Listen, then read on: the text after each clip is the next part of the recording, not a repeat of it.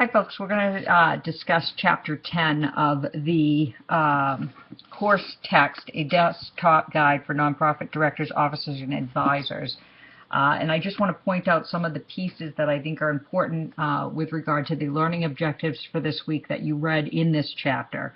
The first being under Chapter 10, Section 1, Truth and Solicitation.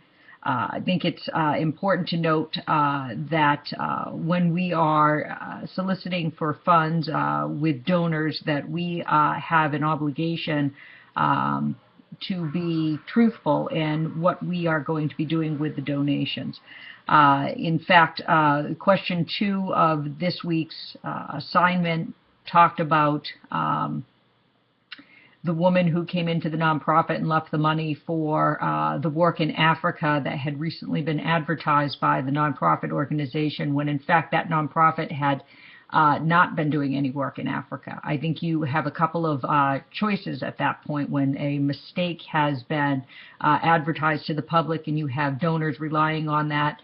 One being that you need to disclose that no work has in fact been done and that was a mistake, that you are willing to use those funds for work in Africa if and when the organization does undergo that. And again, that would be something for the board to make a decision whether that was even within their mission would be to do that work in Africa. I think you also have, the right at that point to engage the potential donor in a conversation as to the work that your nonprofit actually does do and see if you could persuade her to let you use the donation for the current missions that are underway. And I guess your last resort is to return the funds to her should that not be any of her choices. The other piece that I want to point out is that the book makes a note that much of this truth and solicitation really came about after September 11th and the Red Cross being the poster child, I think, for an example of what not to do when soliciting funds. And I don't think it was an intentional act on behalf of the Red Cross. I think it was more of never having been called on how their funds were used before and being made responsible to answer to so many donors who had an interest in seeing that the money that they were donating was going to the victims of 9/11 rather than just the general operation that happened to include some aspect of it going to 9/11 victims.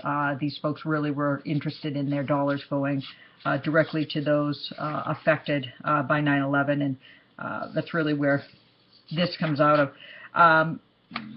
The chapter overall, the points to take a close look at are pledges and how you want to deal with pledges. That there be a in-house policy, that your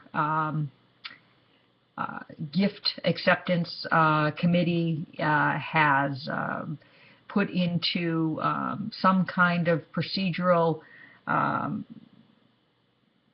documentation how to accept pledges. Again, this goes to question 3 of this week's learning assignment, where I think it's Celebrity McNeil offers a pledge to the nonprofit organization and then in turn is asking for, without completing the pledge, a substantiation letter for the amount and all the possible exposure and the issues that brings up for a nonprofit organization.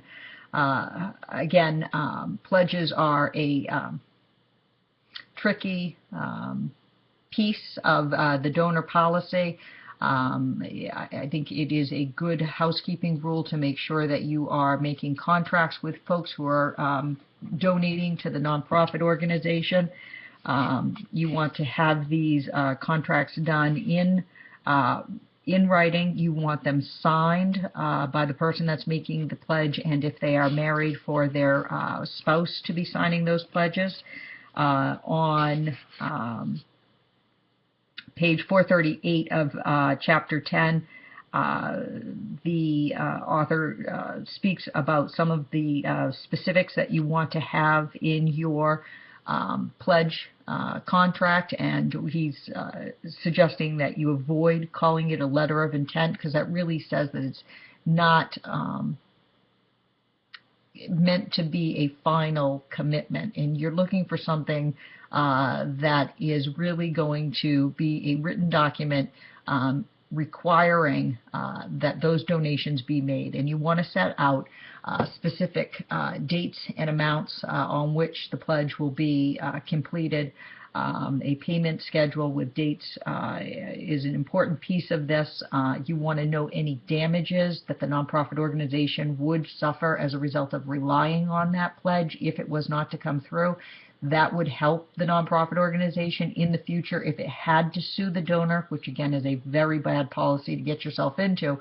But if you had to, at least you could explain to the court that the donor knew the damages that would be suffered as a result of failing to meet the obligation under the pledge. Another point that I think is pointed out in the next section under the high pressure tactics is that you want to make the contract enforceable against the estate of the donor should that donor pass away before he has completed or she has completed all of the contributions or donations that she or he committed to. You want to be able to pursue that through their estate, and it would be helpful if the spouse, who may still be alive and probably administering the estate, was also a required party or a responsible party on that contract. It would make it a lot easier for you to enforce that the contract, and seeing that those donations were made through the deceased party's estate. You want to avoid high pressure tactics. It is bad policy to, in general, use these tactics on working with folks to either become donors or engage in the nonprofit in any way. People who are asked to enter into agreements when they are under pressure usually afterwards are very upset because they feel like it was not something of their own free will. They were forced to do it. They're going to be resentful, likely not follow through on any promises that they made. It is a bad policy for the nonprofit organization to be associated with using those kinds of tactics. We've talked about that previously in the course, about those that you may hire as third parties to solicit funds for you. You want to make sure that you are monitoring and have set clear expectations for those folks as to how that business is to be done. And if people are asking, to be taken off a call list, or don't contact them any further, even though you may not, as a nonprofit organization, have to comply with that request, you should reply with that request. You do not want bad word of mouth out there with regard to the business practices of a nonprofit organization, in particular when it's a third party doing it on your behalf. So some control over those relationships and over your own personal relationships with potential donors is exceptionally important about how we go about presenting ourselves in the world, and asking for people to work with us to support our mission and move our mission forward. I think the other piece that's important to talk about with pledges is the enforceability of it. It's really an undefined area of law whether a court would enforce a donor to comply with a donation promise that had been made. I think you have a much better chance of being successful should there be reliance on that under a written contract that talks about the damages that would occur if you did not receive that donation. I think that you stand a much better chance in that position. I think that there is the other side of the equation, which is if you don't complete a donation or comply with the donation, especially if it's a restricted gift as a donor has requested, that I think that the nonprofit could be sued for failure to comply with and manage an asset given to it by a donor who had given a specific or restricted gift with a specific set of instructions as to how that was to be handled. I think it's important when the restricted gifts, when any donation comes in, I think it's important to work with the donor. It fosters a future relationship with them, but to work with them on how do they expect that donation to be used. Don't just assume. Really work through it with them and build a relationship of trust. And, you know, if it is a restricted gift, I think you have to talk about building a document to manage that donation. So that the expectations of the donor are clear and the obligations on the nonprofit organization are clear. And some of those pieces are talked about later in this chapter with regard to taking into consideration what would happen if a gift failed, if you were unable to complete the expectations of what a donor's intent was when you originally accepted it, even if it's 10 years after accepting that donation. Those pieces have to be worked through with the donors. It's slow, tedious work. It is work that most people don't want to have to discuss about what happens if something goes wrong. But I think as a board of director and a member, you are doing yourself and future board members a great favor if you can problem solve and think about reasonable issues that could arise for you in the future and how those would be managed.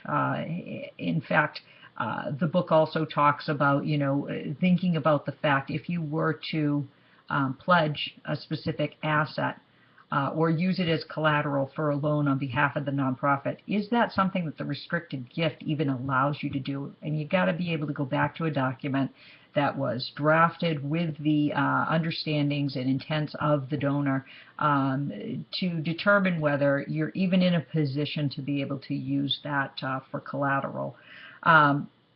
Under the financial statement, the treatment of a pledge, they are treated as temporarily restricted gifts.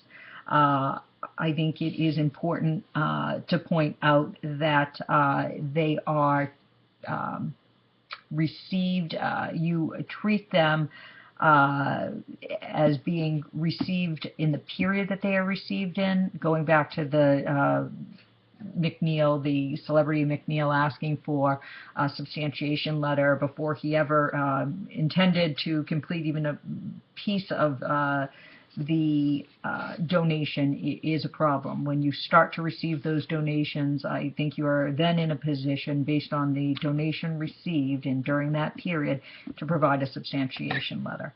And that's going to put a nonprofit in a tough place because you want to build those relationships with donors. You want to try to give them what they're asking for in order to keep up that goodwill and keep them providing and donating to your nonprofit organization. However, there's exposure and liability, and you are putting at risk the status of the nonprofit organization should you do that and not have been in a position to have done that. So a great piece to take a look at. Also, let's see here. I'm now looking at page 450, and again, I just kind of mentioned the thoughts that go into restricted gifts and whether you use those as pledges for loans. Nonprofits in general can use the assets that they have for loans if need be, and I think as a board, again, the decision becomes what's the exposure for putting that up as collateral if we are unable to meet the loan requirements, and that takes some real serious thought and working through as a board to decide whether you're going to do that or not. Another potential question is for an organization to ask for a nonprofit to loan it funds. And the question for the board becomes, why are they asking for the money? Are they in financial distress? And is that the best use based on a fiduciary responsibility of the nonprofit's assets, especially if there is a likelihood that you may not be paid back? All of the pieces that have to be considered in making a decision like that. Does the risk, does the benefit outweigh the risk involved in it? And it's a judgment call, but it's one that can be done with proper discussion and homework and documented, as we've talked about how important it is to document the meetings of the minutes so that you remember why the decision was made if something goes wrong. Let's see here. Moving on to asset sales, another piece just to highlight for you. Again, one that if you have an asset, you need to take a look at whether it was a restricted asset and whether there's a stipulation with regard to whether it can even be sold or not. Likely, if somebody has left you a restricted gift, there's some limitation on how you dispose of that asset. And you want to be sure that you're complying with all of the donor's intents and taking into consideration that you're treating that gift, that donation exactly as discussed. Under Chapter 10 in Section 6, it talks about changed circumstances. There's two legal theories that govern how we deal with gifts that potentially fail. And those are cypress and equitable deviation. Cypress, and it states, if you read right out of the chapter, is a trust law doctrine that the courts apply to a restricted gift when the designed charitable purpose becomes unlawful, impractical, or impossible to carry out. So therefore, the court's going to step in if a gift is going to fail, and they're going to find a way to try to satisfy as best as possible the initial intent of the donor with carrying out that gift. As for the doctrine of equitable deviation, it addresses what happens when the means for carrying out a gift's purpose becomes impossible, impractical, illegal, obsolete, ineffective, or prejudicial to the public interest to carry out. So they are the safety nets to catch gifts before they fail and are no longer being used for a purpose, a beneficial purpose as initially designed. I think some other pieces of this that are important to note is that you should have a gift acceptance policy. There should be a gift acceptance committee that has put some procedure into place about how the organization is going to work with cash donations or cash, the equivalent of a cash donation. How do you document that properly so that there are not questions later as to what happened with the asset? Perhaps you have two people involved in every cash transaction, that a cash receipt is given immediately, that the donor signs off on, as well as the organization, so it can't be alleged that money was not brought into the organization. That puts both the employees of the nonprofit and the donor in an uncomfortable position of having to discuss what actually happened with the $3,000 that was left on the table. Publicly traded securities, the question becomes, are we in a business to manage those? Is there anybody with the knowledge? How much would it cost us to manage that asset so that we're fulfilling our fiduciary duty? Or is that something that we should sell upon receipt? And how do you handle that? And these procedures need to be thought about ahead of time so that when the donor shows up with the donation, you're not making up policy on the spot. It's going to be worth it to think about it and to plan for the future and be ready for those donations when they come in. Real estate's another asset that really needs to have some careful consideration built around whether a nonprofit organization wants to accept or what it does with a real estate donation.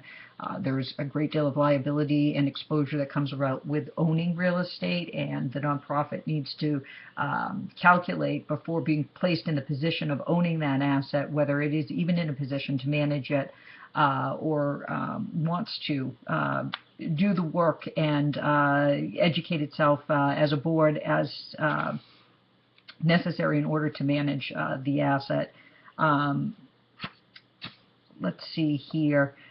The other one I'll point out is bargain sales. If an asset comes out of some kind of a bargaining agreement and there isn't a fair market value placed on that, it's important with any asset that doesn't have a fair market value that a donor is providing to have, and certainly the rules require as you get over $5,000, to have an independent appraisal done for that asset, because many times people think that assets are worth more than they truly are. And as a nonprofit, we're not in the business of deciding what the actual value of an asset is.